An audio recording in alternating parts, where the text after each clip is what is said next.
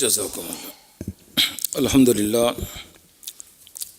السلام علیکم ورحمۃ اللہ وبرکاتہ۔ الحمدللہ نحمدہ ونستعینہ ونستغفرہ ونؤمن بہ ونتوکل علیہ ونعوذ باللہ من شرور انفسنا ومن سیئات اعمالنا، من یہدہ اللہ فلا مضل لہ ومن یضللہ فلا ہادی لہ، واشہد ان لا الہ الا اللہ وحدہ لا شریک لہ، واشہد ان محمدا عبدہ ورسولہ، اما بعد فإن خیر الحدیث کتاب اللہ وخیر الہدی ہدی محمد صلی اللہ علیہ وسلم، وشر الامور محدثاتها وکل محدثۃ بدعہ وکل بدعۃ ضلالہ وکل ضلالۃ فی النار۔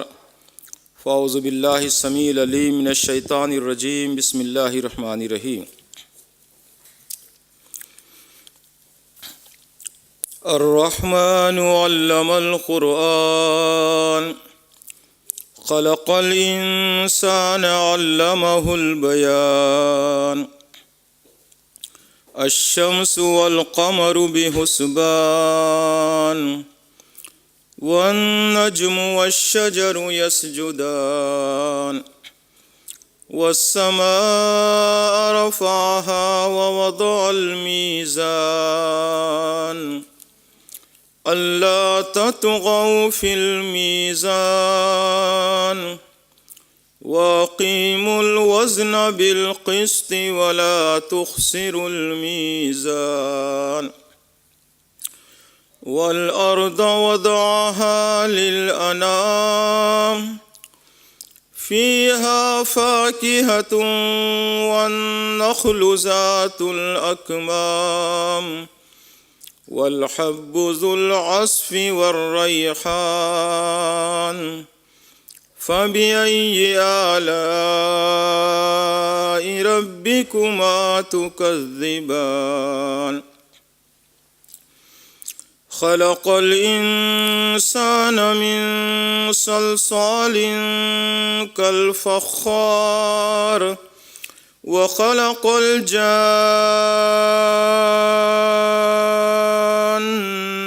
من مارج من نار، فبأي آلاء ربكما تكذبان؟ رب المشرقين ورب المغربين، فبأي آلاء ربكما تكذبان؟ مرج البحرين يلتقيان، بينهما برزخ لا يبغيان، فبأي آلاء ربكما تكذبان؟ يخرج منهما اللؤلؤ والمرجان، فبأي آلاء ربكما تكذبان؟ وله الجوار المنشآت في البحر كالأعلام، فبأي آلاء ربكما تكذبان؟ كل من عليها فان، ويبقى وجه ربك ذو الجلال والإكرام، فبأي آلاء ربكما تكذبان؟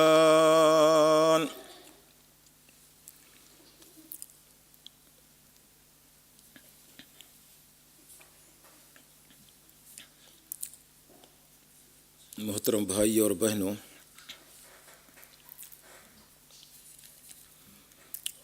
آپ کے سینٹر میں پہلی مرتبہ حاضری کا موقع ملا ہے، اس کی سعادت ہوئی ہے۔ میں یہاں کے منتظمین برادر اجمل صاحب، ہارون صاحب کا شکر گزار ہوں کہ انہوں نے یہاں پر آج کچھ کہنے کا مجھے موقع عنایت فرمایا ہے۔ اللہ تبارک و تعالیٰ کہنے والے اور سننے والے سب کو اللہ اخلاص کی دولت سے مالا مال فرمائے، اس لیے کہ یہی ایک چیز ہے اخلاص، کہ اگر اس کے ساتھ اگر کام اور محنت ہو تو انشاءاللہ آخرت میں کچھ اجر کی امید رکھ سکتے ہیں۔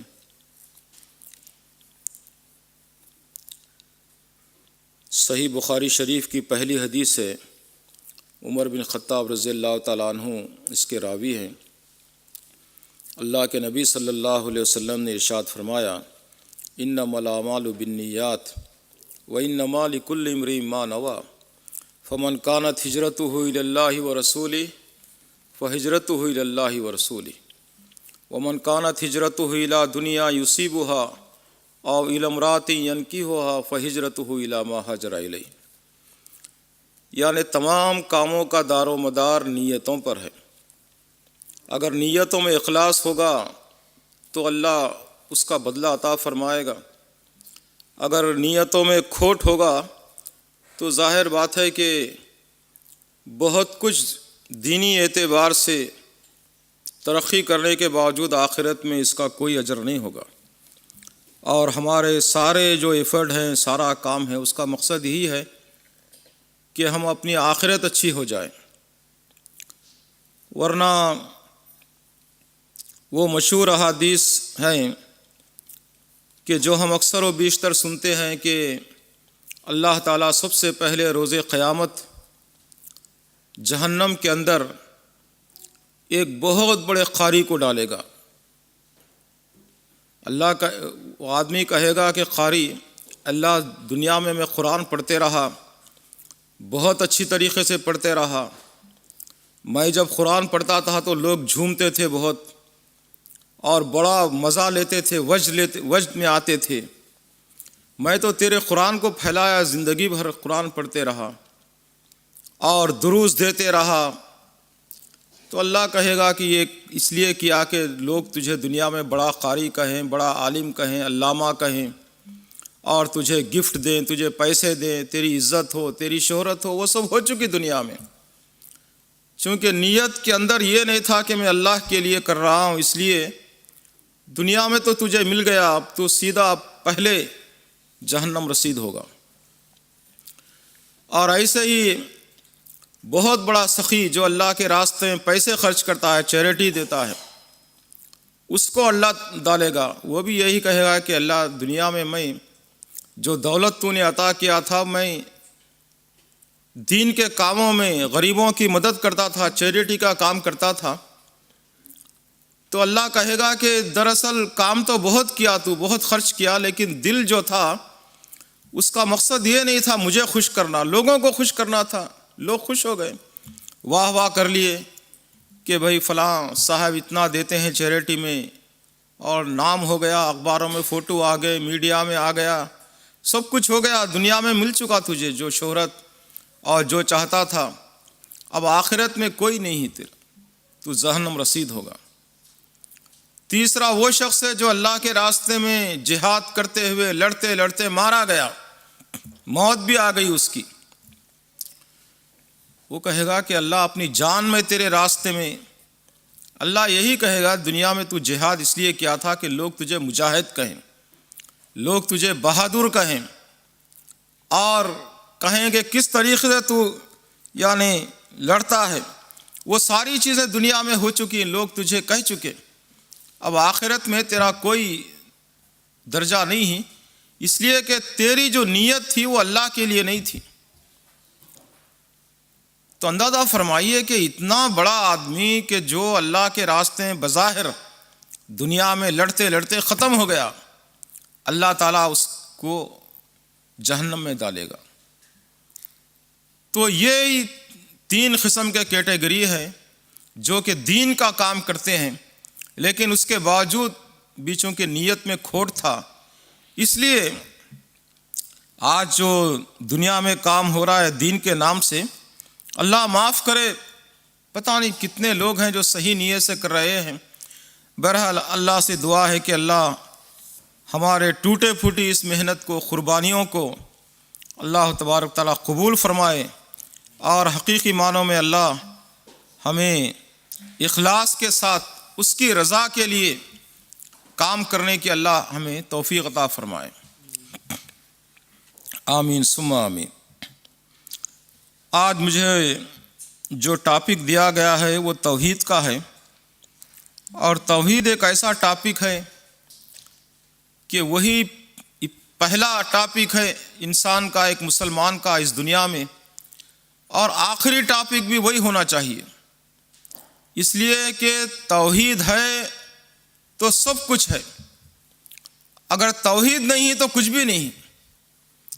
اب آپ سمجھیے کہ روزانہ رات کے اندر 100 رکعت نماز پڑھتے ہیں، روزے رکھتے ہیں، سارا کچھ کرتے ہیں، ہر سال حج کرتے ہیں، عمروں پر عمرے کرتے ہیں، سب کچھ کرتے ہیں، لیکن اگر توحید کا عقیدہ نہیں ہے ہم لوگوں کے اندر تو پھر وہ کوئی کام کی نہیں، وہ عبادتیں، وہ توحید یعنی یہ عقیدہ کہ اللہ تبارک تعالیٰ ہمیں پیدا کیا ہے، اللہ تبارک تعالیٰ ایک ہے اپنی ذات میں، اپنی صفات میں، اس کا کوئی شریک نہیں ہے، یہ ایک عقیدہ مسلمان کے اندر پختہ ہونا چاہیے۔ اور ہر نماز کی ہر رکعت میں ہم پڑھتے ہیں یہی ایاک نعبد و ایاک نستعین، اے اللہ ہم تیری ہی عبادت کرتے ہیں اور تجھی سے ہم مدد چاہتے ہیں۔ یعنی یوں سمجھیے کہ ہر دن ہم فرض نمازوں میں، سنت نمازوں میں، نفل نمازوں میں، رات کی نمازوں میں، دن کی نمازوں میں، یعنی ہر رکعت میں، چاہے امام ہو، چاہے مقتدی ہو، چاہے مرد ہو، چاہے عورتیں ہوں، چاہے جنازے کی نماز ہو، چاہے کوئی بھی نماز کیوں نہ ہو، اس کے اندر ضروری ہے سورہ فاتحہ پڑھنا۔ جب تک کہ سورہ فاتحہ نہ پڑھے نماز ہی نہیں ہوتی۔ اور اس کے اندر ہم یہ اعتراف کرتے ہیں کہ اللہ ہم تیری ہی عبادت کرتے ہیں اور تجھ ہی سے مدد چاہتے ہیں۔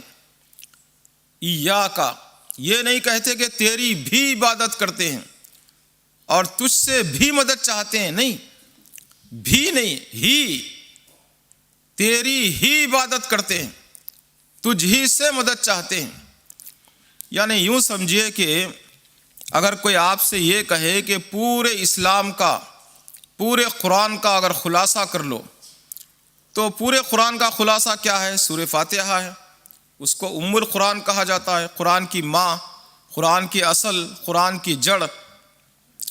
یعنی قرآن کے اندر 3 تعلیمات ہیں، توحید کی تعلیم، رسالت کی تعلیم اور آخرت کی تعلیم۔ یہ 3 تعلیم اسلام کی بنیادی تعلیم ہے، یہی قرآن میں ہے اور یہی سورہ فاتحہ کے اندر ہے۔ اسی لیے اس کو کہا جاتا ہے، سورہ فاتحہ کو، ام الکتاب، ام القرآن، یعنی یہ قرآن کی اصل ہے، قرآن کی ماں ہے، قرآن کی جڑ ہے۔ جیسے مکے کو ام القریٰ کہا جاتا ہے، بہت سے نام ہیں مکے کے، ایک نام یہ بھی ہے، یعنی ساری دنیا کے جو شہر، جو قریے، جو دیہات، جو بستیاں ہیں، اس کی اگر جڑ ہے، اصل ہے، ماں ہے، سنٹرل ہے، تو وہ مکہ ہے۔ اور آج سائنسی اعتبار سے یہ ثابت ہوگا ہے کہ ساری دنیا کا اگر بالکل مڈل اگر کوئی پن پوائنٹ ہے تو خانہ کعبہ ہے، تو اس مکے کو کہا جاتا ہے ام القریٰ۔ ایسا ہی سورہ فاتحہ کیا ہے؟ ام الکتاب، ام القرآن۔ تو اگر آپ کو کوئی یہ کہے کہ بھئی سورہ فاتحہ کا بھی خلاصہ کریں، آپ سورہ فاتحہ کا بھی اختصار کریں، شارٹ اینڈ سویٹ بنائیں اس کو، تو سورہ فاتحہ کا، شریعت کا، دین کا، اسلام کا، قرآن کا بالکل اگر ایک لفظ میں اگر آپ کہنا چاہیں تو عبادت اور استعانت، یعنی ایاک نعبد و ایاک نستعین، یہ ہے سارے اسلام کا، دین کا، قرآن کا، سورہ فاتحہ کا خلاصہ، ایسنس ادھر، یعنی عبادت اور استعانت، مدد چاہنا اور عبادت کرنا اللہ ہی کی، یہ ہے اصل چیز۔ تو اندازہ فرمائیے کہ توحید کی کتنی اہمیت ہے۔ بچہ جب پیدا ہوتا ہے دنیا میں، لڑکا یا لڑکی، تو اس کے کان میں اذان دی جاتی ہے، یعنی اللہ کی توحید کا اقرار کیا جاتا ہے، اس میں اعلان کیا جاتا ہے اللہ اکبر اللہ اکبر، کہ اللہ بڑا ہے، اللہ بڑا ہے۔ اور پھر پوری اذان کے کلمات غور کریں آپ، وہ یعنی یوں سمجھیے کہ اسلام کی جو بنیادی چیز ہے اس کو، اور اس میں اصل چیز جو ہے توحید، وہ اس کے کانوں میں ڈالی جاتی ہے۔ اور جب انسان دنیا سے رخصت ہوتا ہے ایک مسلمان، تو نماز جنازہ پڑھی جاتی ہے، تو اس وقت بھی یعنی یوں سمجھیے کہ نماز پڑھ کر اللہ کی توحید کا اقرار کر کے اس آدمی کو قبر میں دفنایا جاتا ہے۔ تو انسان خصوصاً مسلمان جب دنیا میں آتا ہے، جب دنیا سے جاتا ہے، تو توحید کا سبق سکھایا جاتا ہے اور اسی سے اس کا خاتمہ ہوتا ہے۔ نبی صلی اللہ علیہ وسلم جب اپنی دعوت کا آغاز فرمائے کوہ صفا پر، تو آپ نے لوگوں کو جمع کیا اور لوگوں کو جمع کر کے کہا کہ لوگو ایھا الناس قولوا لا الہ الا اللہ تفلحوا تملک العرب والعجم، لوگو لا الہ الا اللہ کہو، نہیں ہے کوئی معبود سوائے اللہ کے، اللہ ہی ایک معبود ہے، لا الہ الا اللہ کہو، تو تم کیا ہوگے؟ عرب اور عجم کے مالک ہو جاؤ گے، یعنی ساری دنیا کے تم مالک ہو جاؤ گے۔ یہ پہلا پوائنٹ تھا جو اللہ کے نبی صلی اللہ علیہ وسلم اپنی دعوت، اپنی تبلیغ شروع کیے، لا الہ الا اللہ سے۔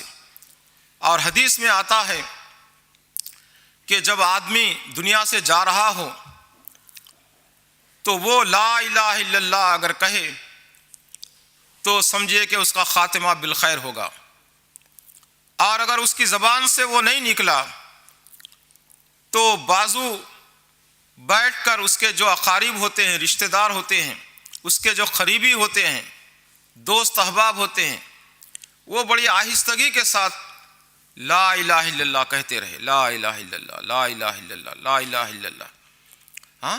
اس کو یہ نہ کہے مرنے والے آدمی کو جو سکرات کے عالم میں ہے، آخری مومنٹ میں ہے، کہ تم لا الہ الا اللہ کہو، لا الہ الا اللہ کہو، اس لیے کہ وہ بڑی تکلیف میں ہوتا ہے۔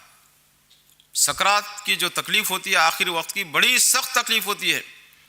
اللہ کے نبی صلی اللہ علیہ وسلم کی دعاؤں میں ایک دعا یہ تھی، اللہم اعنی علی سکرات الموت، اے اللہ جو انسان کا آخری وقت ہوتا ہے، جو میرا آخری وقت ہوگا، اے اللہ اس میں تو میری مدد فرما، اعنی، اے اللہ تو ہیلپ کر میری جب سکرات موت کا عالم ہو جائے۔ عائشہ رضی اللہ تعالیٰ عنہ فرماتی ہیں کہ اللہ کے نبی صلی اللہ علیہ وسلم بڑی سخت تکلیف میں تھے جب آپ کا انتقال ہو رہا تھا، اور اللہ کے نبی صلی اللہ علیہ وسلم کا سر عائشہ رضی اللہ عنہا کی گود میں تھا۔ اللہ کے نبی صلی اللہ علیہ وسلم کی وفات ایسی ہوتی ہے کہ عائشہ رضی اللہ تعالیٰ عنہ ایسے آپ کے سر کو لیے ہوئے تھے، اپنے سینے سے لگائے ہوئے تھے۔ ایسے وقت میں اللہ کے نبی صلی اللہ علیہ وسلم اس دنیا سے رخصت ہوئے۔ تو اندازہ فرمائیے کہ یہ سکرات موت جب نبی صلی اللہ علیہ وسلم کو اس کی تکلیف ہوئی ہے، تو ظاہر بات ہے کہ ہر آدمی کو یہ ہونے والی ہے۔ اسی لیے اللہ کے نبی صلی اللہ علیہ وسلم دعا فرماتے تھے ہمیشہ، اے اللہ سکرات موت میں میری مدد فرما۔ تو ہم کو بھی یہ دعا کرنی چاہیے، اے اللہ جب آخری وقت آئے تو ہماری مدد فرما۔ تو جب آدمی بہت ہی پریشانی میں ہوتا ہے، اگر ایسے آدمی کو کوئی فورس کرے کہ تم لا الہ الا اللہ کہو، وہ آدمی بڑی تکلیف میں ہوتا ہے۔ اگر کہے کہ میں نہیں کہوں گا اور ایسے ہی مر جائے تو نعوذ باللہ اس کا خاتمہ پھر خیر پر نہیں ہوگا، شر پر ہوگا۔ اور سبب کون بنے ہو اس کو شر پر مارنے والے؟ ہم بنے۔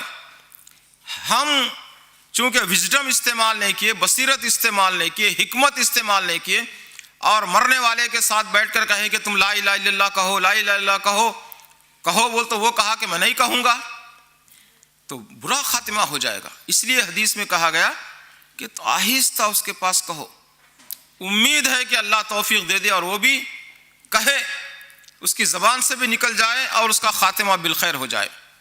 بڑے پیار، بڑی آہستگی سے لا الہ الا اللہ، لا الہ الا اللہ، لا الہ الا اللہ، فورس مت کریں اس کو۔ تو دیکھیے دنیا میں جب آدمی آئے تب اس کے کانوں میں توحید کی آواز، اور دنیا سے جب جائے تو اس کی زبان سے توحید کے کلمات نکلے۔ تو پھر حدیث میں خوشخبری اور بشارت دی گئی کہ ایسا آدمی یعنی اس کا خاتمہ بالخیر ہے اور انشاءاللہ وہ جنت میں داخل ہوگا۔ اور اللہ کے نبی صلی اللہ علیہ وسلم بھی آخر میں یہی فرما رہے تھے کہ دیکھو جیسے یہود اور نصارہ اپنے انبیاء کی خبروں کو سجدہ گاہ بنا لیا ہے، تم میری خبر کے ساتھ ایسا نہیں کرنا۔ وہ لوگ اپنے نبیوں کی خبروں کو بڑی بڑی بنا کر ان کو سجدہ کرنے لگے۔ جیسے دنیا میں ہے جو بھی مذہبی پیشوا ہے، مرنے کے بعد ان کی بڑی خبریں بنائی گئی اور اس کے بعد لوگ جا کر وہاں سجدہ کرتے ہیں، ان سے مانگتے ہیں، ان کا طواف کرتے ہیں۔ یعنی جو کام اللہ کے سامنے کرنا ہے وہ نبی کے سامنے کرتے ہیں، ان کے مذہبی پیشواؤں کے سامنے کرتے ہیں۔ تو یہ شرک ہے۔ آپ آخری وقت میں یہی نصیحت کرتے رہے امت کو کہ ایسا نہیں کرنا جیسے یہود اور نصارہ نے اپنی نبیوں کے ساتھ کیا تھا۔ اور آپ فرماتے رہے الصلاۃ وما ملکت ایمانکم، نماز کا خیال رکھو اور تمہارے جو ماتحت لوگ ہیں ان کا خیال رکھو، لونڈی ہیں یا غلام ہیں یا تمہارے ملازم ہیں یا بیوی بچے اہل و عیال ہیں جو تمہارے ماتحت رہتے ہیں، ان کے حقوق کا خیال رکھو، ان پر ظلم مت کرو۔ تو یہ آخری کلمات تھے جو اللہ کے نبی صلی اللہ علیہ وسلم فرماتے ہوئے اس دنیا سے رخصت ہوئے۔ تو عرض یہ کر رہا ہوں کہ توحید جو ہے نا، یہ عقیدہ اس کی بہت بڑی اہمیت ہے۔ یوں سمجھیے کہ اگر آدمی یعنی توحید کے عقیدے پر قائم رہے، خدا نہ خواستہ وہ کوئی بھی نیک کام نہیں کر سکا، لیکن وہ یہ عقیدے پہ رہا کہ اللہ ایک ہے، نہ اس کی ذات میں کسی کو شریک کیا، نہ اس کی صفات میں کسی کو شریک کیا، اور وہ کوئی نیک کام نہیں کیا، لیکن عقیدہ اس کا ٹھیک تھا، دنیا سے چلا گیا۔ امید ہے کہ اللہ تبارک تعالیٰ یعنی اس کو معاف کر دے اس کے گناہوں کو، یا ایک مقررہ وقت تک اس کو جہنم میں ڈالے اور اس کے بعد اس کو نکال کر جنت میں ڈالے۔ کیوں؟ اس لیے کہ وہ اللہ کے ساتھ شرک نہیں کیا، توحید پر قائم تھا۔ ٹھیک ہے گنہگار تھا، اللہ گناہوں کو معاف فرما سکتا ہے، زمین سے آسمان تک گناہ تھے، مشرق سے مغرب تک گناہ تھے، زمین میں جتنے ذرے ہوتے ہیں ریت کے اتنے برابر اس کے گناہ تھے، سمندر میں جتنا پانی ہے اس کے خطرے اتنے گناہ گار تھا، وہ بہت بڑا پاپی، بہت بڑا گنہگار، فاجر، فاسق تھا، لیکن وہ اللہ کی توحید میں کسی کو شریک نہیں کیا۔ تو اللہ کا وعدہ ہے کہ میں چاہوں تو اس کو معاف کر سکتا ہوں۔ لیکن ایک آدمی ایسا ہے کہ وہ بہت نیکی کیا، تہجد گزار تھا، نوافل پڑھتا تھا، بہت خیرات کرتا تھا، بہت نیک آدمی تھا، یعنی کوئی نیکی کا کام وہ سمجھو کہ چھوڑا نہیں، نہ فرض چھوڑا، نہ سنت چھوڑا، نہ نفل چھوڑا، بڑے اچھے اخلاق تھے اس کے۔ لیکن مشکل یہ تھی، پرابلم یہ تھا کہ وہ اللہ کے ساتھ کسی اور کو بھی شریک کرتا تھا۔ تو ظاہر بات ہے کہ ایسا آدمی بہت اچھا تھا، لیکن اس کے باوجود اللہ اس کی مغفرت نہیں فرمائے گا۔ کیوں؟ اس لیے کہ اللہ قرآن میں خود فرمایا ہے ان اللہ لا یغفر ان یشرک بہ، بے شک اللہ تعالیٰ نہیں بخشے گا اس کو جو اللہ کے ساتھ کسی کو شریک کیا ہے۔ وَيَغْفِرُ مَا دُونَ ذَلِكَ لِمَن يَشَاءُ، اس کے علاوہ یعنی جو شرک نہیں کیا تو اس کو اللہ تعالیٰ بخش سکتا ہے جس کو چاہے۔ تو اندازہ فرمائیے کہ شرک ایک ایسا گناہ ہے کہ اس کی مثال ایک ایسی ہے دنیاوی طور پر، ایک عورت ہے، وہ کسی کی بیوی ہے، شادی ہو گئی ہے، اب وہ سمجھیے کہ وہ کھانا اچھی طرح پکانا نہیں جانتی، وہ کبھی سمجھو نمک زیادہ ڈال دیتی ہے، سالن میں نمک کم کر دیتی ہے، مرچی زیادہ کر دیتی ہے، مرچ کم کر دیتی ہے، کبھی روٹی صحیح پکاتی ہے، کبھی کچی پکی بناتی ہے، تو ایک شوہر کیا کرے گا؟ ارے بھائی یہ تو چیزیں کوئی نہیں، مائنر چیزیں ہیں، ٹھیک ہے سیکھ جائے گی، ہو سکتا ہے سیکھ جائے، ہاں اس کو سینہ پرونا نہیں آتا کوئی چیز، اور بٹن ٹوٹ گیا بھائی ذرا ٹاک دیں بٹن، نہیں آتا مجھے، ٹھیک ہے کوئی ایسا وہ نہیں ہے، ہو سکتا ہے چلو سیکھ لے، ہاں ماں باپ نہ سکھائے ہیں اس کو سیکھ لے۔ اور اسی طریقے سے کوئی بھی کام شوہر برداشت کر لے گا، اس لیے کہ پاسبل ہے، کوئی آدمی بھی دنیا میں پرفیکٹ نہیں ہے، پرفیکٹ صرف اللہ کی ذات ہے، سبحان، بے عیب، کوئی اس میں عیب نہیں، اس کے علاوہ دنیا کے ہر چیز کے اندر، ہر انسان کے اندر عیب ہے، ہاں تو ظاہر بات ہے کہ ہر ایک کے اندر کمی زیادتی ہوتے رہتی ہے، برداشت کر لے گا آدمی۔ لیکن خدا نہ خواستہ کسی شوہر کو یہ معلوم ہو جائے کہ میری بیوی میری زوجیت میں ہے، میری بیوی ہے، اس کے باوجود کسی اور مرد کے ساتھ اس کے تعلقات ہیں، تو کیا کوئی مرد آدمی اس کو برداشت کرے گا؟ کبھی برداشت نہیں کرے گا۔ اگر برداشت کرے گا تو دیوس ہوگا، حدیث میں کہا گیا وہ دیوس ہے، بے شرم ہے وہ۔ کوئی بھی شرم والا آدمی برداشت نہیں کرے گا کہ اس کی بیوی ہوتے ہوئے وہ کسی اور مرد سے تعلقات قائم کرے۔ یہی ہے، یعنی اللہ یہ چاہتا ہے میرا بندہ ہے، ٹھیک ہے گنہگار ہے، بہت گناہ کیا ہے، لیکن ٹھیک ہے میں معاف کر دوں گا، یا اس کو تھوڑی بہت پنشمنٹ دے کر، سزا دے کر میں جنت میں داخل کر دوں گا۔ لیکن اگر کوئی شرک کرتا ہے، یہ کہتا ہے کہ اللہ ایک نہیں اللہ کئی ہیں، یا اللہ کے جو صفات ہیں وہ صفات کے اندر کوئی اور شامل ہے، تو ظاہر بات ہے کہ اللہ اس کو برداشت نہیں کرتا۔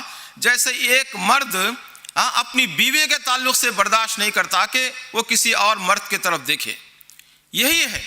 اسی لیے سورہ نور میں کہا گیا کہ مشرکہ جو عورت ہے شرک کرنے والی، اس کا نکاح کس کے ساتھ ہو سکتا ہے؟ اس کا نکاح مشرک کے ساتھ ہو سکتا ہے، جو آدمی شرک کرتا ہے، یعنی مشرک کا نکاح مشرکہ کے ساتھ ہوگا، مشرکہ کا نکاح مشرک کے ساتھ ہوگا، جو آپس میں مرد اور عورت شرک کرتے ہیں۔ یا پھر کس کے ساتھ ہوگا؟ جو زنا کرتے ہیں، زانی یا زانیہ، اس لیے کہ زنا کرنے والا مرد یا عورت یہ گویا کہ سمجھو کہ یہ جو میاں بیوی کے اندر معاہدہ ہے اخلاقی، اس کی خلاف ورزی کرتے ہیں۔ اسی لیے اللہ تبارک تعالیٰ نے کہا کہ شرک اور زنا یہ دونوں برابر ہیں، ان دونوں کا نکاح ہو سکتا ہے۔ اگر مشرک ہے وہ زانیہ سے نکاح کرے گا یا مشرکہ سے، اگر کوئی عورت شرک کرتی ہے یا زنا کرتی ہے، نعوذ باللہ بدکاری کرتی ہے، وہ نکاح کرے گی کسی مشرک مرد سے یا بدکار مرد سے، زانی سے۔ وہ موحد کے ساتھ یا موحدہ کے ساتھ ان دونوں کا نکاح نہیں ہو سکتا، اس لیے کہ سورہ نور میں اللہ تبارک تعالیٰ کہا ہے کہ یہ دونوں کا رشتہ ہے۔ تو اسی طریقے سے یوں سمجھیے کہ اللہ تبارک تعالیٰ دنیا میں جیسے ایک مرد آدمی یا ایک عورت آدمی اپنے شوہر کے تعلق سے یہ پسند نہیں کرتے کہ اس کے غلط تعلقات کسی عورت کے ساتھ ہیں یا بیوی کے تعلقات کسی مرد کے ساتھ ہیں، اسی طریقے سے اللہ یہ پسند نہیں کرتا کہ وہ کسی اور کو رب بنائے، الہ بنائے، معبود بنائے، یا اس کی صفات میں کسی اور کو شریک کرے۔ اب ہوتا یہ ہے، ہندو ہے جیسے جتنے کنکر اتنے شنکر، مشہور ہے نا کہ ہر چیز کو کے سامنے جھکتے ہیں، پتھر کے سامنے اور اس کے سامنے، ان کے کروڑوں، پتہ نہیں کتنے کروڑ ان کے سمجھو کہ ان کے معبود ہیں۔ لیکن قرآن میں کیا کہا گیا؟ جب مشرکین مکہ کو کہا جاتا کہ بھائی یہ تم ان کی کیوں روزانہ ایک ایک معبود کی تم عبادت کرتے ہیں، 360 وہ کعبۃ اللہ میں بت رکھے ہوئے تھے، کیوں کرتے ہیں؟ تو وہ کیا جواب دیتے تھے؟ ان میں کوئی ان کے باپ تھے، ان کے دادا تھے، ان کے پردادا تھے، ان کے بزرگ تھے، یہ سب یہ تھے، روز ایک ایک بت کی ورشپ کرتے تھے۔ وہ کیا کہتے تھے؟ ما نعبدہم الا لیقربونا الی اللہ زلفیٰ، بھائی ہم ان کی عبادت نہیں کرتے، یہ تو معلوم ہے ہمارے دادا ہیں، یہ ہمارے پردادا ہیں، ہمارے نانا ہیں، ہمارے بزرگ ہیں، یہ تو انتقال ہو گیا ان کا، لیکن ہم ان کی اس لیے عبادت کرتے ہیں، ما نعبدو، ہم ان کی عبادت نہیں کرتے، کیوں؟ اللہ، سوائے اس لیے عبادت کرتے ہیں لیقربونا الی اللہ زلفیٰ، تاکہ وہ ہمیں اللہ کا قریب بنا دیں، یعنی صرف اللہ کے پاس ہمارا وسیلہ بننے کے لیے ہم ان کی عبادت کرتے ہیں۔ یہ ہے، یعنی مکے کے جو مشرک ہیں یا ہندوستان کے جو کافر ہیں، جو مشرک ہیں، جو ہندو ہیں، وہ جو آئیڈل پرستی ہے، جو بت پرستی ہے، وہ اس لیے نہیں کرتے کہ رام ان کو کوئی دیتا ہے، نہیں، وہ مانتے ہیں رام جنم بھومی میں پیدا ہوا تھا ہندوستان میں، وہ معلوم ہے ان کو، لیکن کیوں ورشپ کرتے ہیں ان کی؟ اس لیے کرتے ہیں کہ تاکہ وہ سفارش کرے اللہ کے پاس۔ وہ بھی مانتے ہیں کہ بھگوان ایک ہے، رام کو بھگوان نہیں مانتے، وہ مانتے ہیں یہ دیو ہے۔ اور وہ تو آج کل جو مسلمان ہیں داتا دربار کے پاس جاتے ہیں، اجمیر شریف جاتے ہیں، یا جھنڈوں کی یا کنڈوں کی، یا جہاں پر جھکتے ہیں جگہ جگہ، اور چھوٹی خبر بڑی خبر کے سامنے، تو یہ مسلمانوں کا عقیدہ بھی یہی ہے کہ عبد القادر جیلانی کو ایک خدا نہیں مانتے، لیکن وہ کیوں ان کی ورشپ کرتے ہیں؟ وہ اس لیے کرتے ہیں، ان کی 11ویں اس لیے کرتے ہیں، ان کی خبر کو سجدہ اس لیے کرتے ہیں، ان کی منت اور نظر اس لیے کرتے ہیں، رجب کے کنڈے اس لیے کرتے ہیں۔ جعفر صادق سے معلوم ہے کہ وہ انسان تھے، جعفر صادق رحمۃ اللہ علیہ، مگر اس لیے کرتے ہیں تاکہ ہم گنہگار ہیں، اللہ کے پاس نہیں پہنچ سکتے، اس لیے وہ ہماری سفارش کریں۔ اب اندازہ لگائیے قرآن میں جو کہا گیا، عرب کے جو مشرکین تھے، یا آج ہندوستان کے جو مشرکین ہیں، بت پرست ہیں، یا ساری دنیا میں جہاں کہیں بت پرستی ہوتی ہے، وہ اور مسلمانوں کی جو غیر اللہ کی جو پرستش کرتے ہیں، یا ان کی 11ویں 12ویں یا نظر و نیاز کرتے ہیں، یا ان کی خبر کو سجدے کرتے ہیں، یا ان کی خبروں پر چادر ڈالتے ہیں، یا پھول ڈالتے ہیں، یا طواف کرتے ہیں، ظاہر بات ہے کہ وہ اس لیے نہیں کرتے کہ وہ خدا ہیں، بلکہ اس لیے کرتے ہیں کہ تاکہ ہمارے سفارش کریں۔ قرآن میں کہا گیا کہ یہی شرک ہے، یہی شرک ہے۔ کیوں؟ اللہ بغیر واسطے اور وسیلے کے سنتا ہے۔ نحن اقرب الیکم من حبل الورید، میں تمہاری جو رگ ہوں نا، یہ خون کی رگ جس کو شہ رگ کہا جاتا ہے، اس سے میں قریب ہوں۔ اللہ کہتا ہے کہ میں سب کی سنتا ہوں، تم گنہگار ہو تو سنتا ہوں، اور تم نیک ہو تب بھی سنتا ہوں۔ دنیا کی مثال دیتے ہیں کہ بھائی ہمیں کسی اور وزیر کو ملنا ہے، منسٹر کو ملنا ہے، ہم جیسے پیون کو اور جیسے چپراسی کو پکڑتے ہیں، تو اس لیے ہم ان لوگوں کو پکڑتے ہیں تاکہ اللہ کے پاس۔ دیکھیے بندہ سمیع ہے، عبد السمیع ہے، اللہ سمیع ہے۔ بندہ ایک وقت میں اگر آپ 2-4 کہیں تو لوگ کیا کہیں گے؟ بھائی ایک ایک بولیں، آپ کیا کہہ رہے ہیں مجھے کچھ سمجھ میں نہیں آ رہا، ایک بولیں، ایک ایک بولیں۔ کیوں؟ وہ ایک ہی سنے گا، ایک کی جواب دے سکے گا، اس لیے کہ وہ عبد السمیع ہے، سننے والے کا بندہ ہے، وہ بندہ ہے۔ لیکن اللہ سمیع ہے، وہ ساری مخلوقات کی سنتا ہے، ساری مخلوقات کی سنتا ہے، اور ساروں کو جواب دیتا ہے، ساروں کے دلوں سے وہ واقف ہے۔ تو اللہ کی جو مثال ہے، قرآن میں کہا گیا فلا تضربوا للہ الامثال، کہ دنیاوی مثالیں اللہ کے مت دیا کرو، کہ دنیاوی مثالیں ایک بادشاہ یا ایک پرائم منسٹر یا ایک منسٹر سے ملنے کے لیے ہم جیسا لوگوں کو پکڑ کے جانا پڑتا ہے، اللہ کے پاس ایسے جائیں نہیں، اللہ سب کی سنتا ہے۔ تو یہ جو مثالیں اللہ کو دیتے ہیں، یہ عرب کے مشرکین بھی یہی دیتے ہیں، اور آج جتنے بھی دنیا میں ہندو ہیں وہ بھی یہ مثالیں دیتے ہیں۔ قرآن میں کہا گیا کہ یہ مثالیں مت دو اور ڈائریکٹ اللہ کو پکارو۔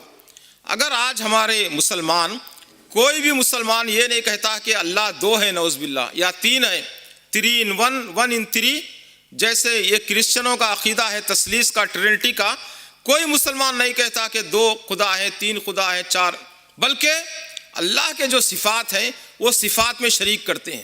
بھائی اگر ہم فلاں دربار کی ہم جائیں، وہاں پر نیاز کریں، تو وہ ہمیں برکت دیں گے، وہ ہمیں بچے دیں گے، وہ ہمیں روزی دیں گے، وہ ہمیں روٹی دیں گے۔ یہ صفت دینے کی اللہ کی ہے، قادر کی۔ تو ہم اگر کسی اور کے ساتھ یہ شامل کریں تو ظاہر بات ہے یہی شرک ہے، اور یہی شرک تھا مشرکین مکہ کا۔ اسی لیے اللہ کے نبی صلی اللہ علیہ وسلم کو کہنا کہ بھی اگر تمہارا بھی کوئی بت ہے تو ایک لا دو، ہمارے پاس 360 ہے، ہم ایک کو نکال دیتے ہیں، آپ کا کوئی ہے، نبی صلی اللہ علیہ وسلم کو کہے لاؤ، ہم ان کی بھی پرستش کرتے ہیں۔ اللہ کے نبی صلی اللہ علیہ وسلم فرمایا نہیں، یہ نہیں، بلکہ سارے ان کو ختم کر دو، ایک اللہ کی عبادت کرو۔ تو اندازہ فرمائیے کہ جتنے کافر، جتنے مشرک دنیا میں موجود ہیں، اگر وہی کام مسلمان کرتے ہیں تو پھر وہ مسلمان کیسے اور وہ کافر کیسے؟ یہ بہت ہی معمولی چیز ہے۔ اور لوگ یہ سمجھتے ہیں مسلمان کہ ہم مسلمان ہیں، ہم کیسے مشرک ہو سکتے ہیں؟ ہم تو کلمہ پڑھتے ہیں لا الہ الا اللہ محمد رسول اللہ۔ لیکن قرآن میں کہا گیا سورہ یوسف کے اندر کہ وما یؤمن اکثرهم باللہ الا وهم مشرکون، ایمان کا دعویٰ کرنے والے اکثر لوگ وہ شرک کرتے ہیں۔ وہ شرک کیا ہے؟ یہی ہے، کلمہ بھی پڑھتے ہیں، اپنے آپ کو مسلمان بھی کہتے ہیں، اور وہاں جا کر پھر خبروں کے پاس جا کر کہتے ہیں کہ آپ اللہ کا وسیلہ بنیے اور اللہ کی سفارش کیجئے آپ، اور ہم آپ کی دیگیں پکاتے ہیں اور آپ کی منتیں کرتے ہیں اور آپ کی 11ویں کرتے ہیں، آپ کی 12ویں کرتے ہیں۔ ظاہر بات ہے کہ یہ بالکل شرک ہے۔ اس عقیدے پہ اگر کوئی مر جائے تو اللہ تبارک تعالیٰ کبھی معاف نہیں کر سکتا، جیسے ایک کافر کو، ایک مشرک کو اللہ معاف نہیں کر سکتا۔ تو یہی ایک پیغام ہے جو پیار و محبت سے ہمارے مسلمان بھائیوں کو، مسلمان بزرگوں کو، ہماری ماؤں کو، بہنوں کو، باجیوں کو، بیٹیوں کو، بہوؤں کو ہمیں پیغام پہنچانا چاہیے۔ بہت سارے 99.9 مسلمان اسی شرک میں گرفتار ہیں۔ وہ سمجھتے ہیں کہ ہم مسلمان ہیں لیکن وہ شرک کر رہے ہیں۔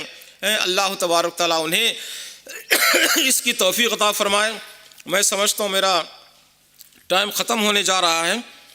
علامہ حالی رحمۃ اللہ علیہ تھے، وہ چند اشعار کہتے ہیں اور کہتے ہیں کہ دیکھیے، اگر کوئی غیر مذہب کا کہتا ہے تو ہم اس کو کافر کہتے ہیں، لیکن ہم اگر وہ چیز کریں تو ہم مسلمان کیسے ہوں گے؟ نام مسلمان ہے عبداللہ عبد الرحمن، لیکن اگر کام ہم وہی کریں جو رامیا اور ریڈی اور جو راملو اور رمیش اور گنیش کرتے ہیں تو پھر نام کا فرق ہوگا اور تو کوئی کام کا فرق نہیں ہوگا۔ نام عبداللہ عبد الرحمن رکھنے سے کوئی نہیں ہوتا، عقیدہ ویسے ہی رکھنا چاہیے اور اسی عقیدے کا پرچار کرنا چاہیے، اسی پہ مرنا چاہیے۔ تو کیا فرماتے ہیں علامہ حالی؟ کرے غیر گر بت کی پوجا تو کافر۔ سمجھتے ہیں نا بھائی؟ کرے غیر، غیر یعنی غیر مسلم، کرے غیر گر بت کی پوجا تو کافر، جو ٹھہرائے بیٹا خدا کا تو کافر۔ جیسے کرسچن کہتے ہیں عیسیٰ علیہ السلام کو اللہ کا بیٹا ہے وہ، نعوذ باللہ، تو ہم ان کو کیا کہتے ہیں؟ کافر ہیں۔ کیوں بھی؟ اللہ کا بیٹا نہیں ہے، اور بت کی پوجا نہیں کرنا چاہیے، ٹھیک ہے۔ جھکے آگ پر بہرے سجدہ تو کافر، آگ کی جو پرستش کرتے ہیں، نار کی، فائر کی، جیسے ایران پہلے کرتے تھے، مسلمان کنٹری ہونے سے پہلے پارسی لوگ آگ پر جھکتے تھے، آگ کی پرستش کرتے تھے۔ تو آج بھی بہت سے ہیں مجوسی جو آگ جلاتے رہتے ہیں، اس کی پرستش کرتے ہیں۔ جھکے آگ پر بہرے سجدہ تو کافر، کواکب میں مانے کرشمہ تو کافر۔ اسٹارز میں اگر کہیں کہ یہ اسٹار کی وجہ سے اللہ تعالیٰ یہ بارش کو نازل کیا، اللہ کے نبی صلی اللہ علیہ وسلم فرمائے کہ آج صبح جو ہے نا کئی لوگ مسلمان ہو گئے، کئی لوگ کافر ہو گئے۔ صحابہ نے پوچھا کہ کیا مطلب اللہ کے نبی صلی اللہ علیہ وسلم؟ آپ فرمائے کہ رات میں بارش ہوئی، کسی نے اگر یہ کہا کہ فلاں اسٹار کی وجہ سے، فلاں تارے کی وجہ سے، فلاں ستارے کی وجہ سے بارش آئی، وہ کافر ہو گیا۔ اگر کوئی یہ کہے کہ اللہ کی وجہ سے اللہ نے بارش کو نازل کیا ہے تو وہ مسلمان رہا۔ تو اندازہ فرمائیے، یعنی ستاروں کے اندر یہ سمجھنا کہ یہ ستارہ ادھر گیا، وہ ستارہ ادھر گیا، یہ اسٹار کی وجہ سے اللہ تعالیٰ ایسا کرتا ہے، وہ کافر، ٹھیک ہے۔ جھکے آگ پر بہرے سجدہ تو کافر، کواکب میں مانے کرشمہ تو کافر، مگر مومنوں پر کشادہ ہے راہیں، پرستش کریں شوق سے جس کی چاہیں۔